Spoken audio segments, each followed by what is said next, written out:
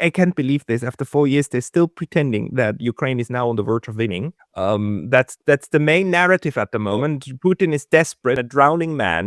They put up these stupid pictures in foreign policy and whatnot. They're celebrating in NATO. It seems to me a little bit like they're having these huge parties, and everybody understands that the music has stopped a while ago, but they're still doing the dance. Look, it's a simple matter of stepping back, looking at the numbers. The Finnish president declared yesterday at the CNBC, Ukraine has won. Not Ukraine's going to win. Ukraine has now won the war. You're saying, okay, they've not taken back a single bit of the territory that Russia has captured. Right now, the casualties, while the West is claiming Russia's suffering losses, that they lose 8 Russians to every 1 Ukrainian, it's just a lie. It's nonsense. Why?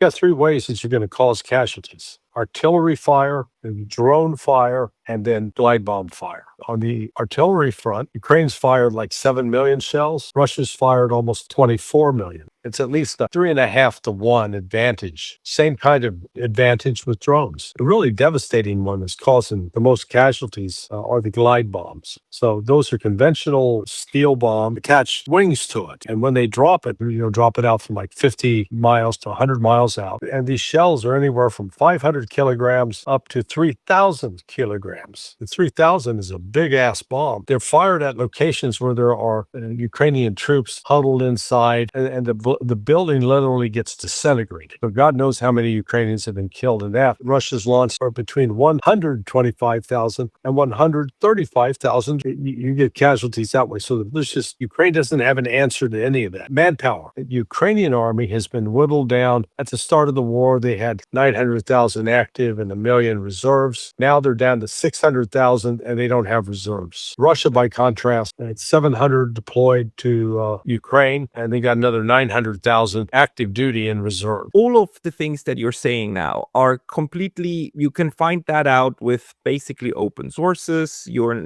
don't Right. need to rely on any kind of special military intelligence, a bit of good analysis. Right. So there must be people over there who understand all of that, right? And then you've got the propaganda. And what we're seeing is that the propaganda, this we will win just one more day, that one is running itself out now. But the gap between the propaganda and the reality is now getting so large that mustn't these people have an approach at somehow mending this? Because it's all going to come crashing down on their feet. It's absolutely crazy. These are not uneducated people with some mental defect, but they sure have embraced this narrative and this propaganda. 所以我天狗老早讲过，俄乌战争就是一道智商题。如果有人连西方媒体乌克兰赢了这种反智的东西都能相信，那就不要怪别人用关爱智障的眼神看你。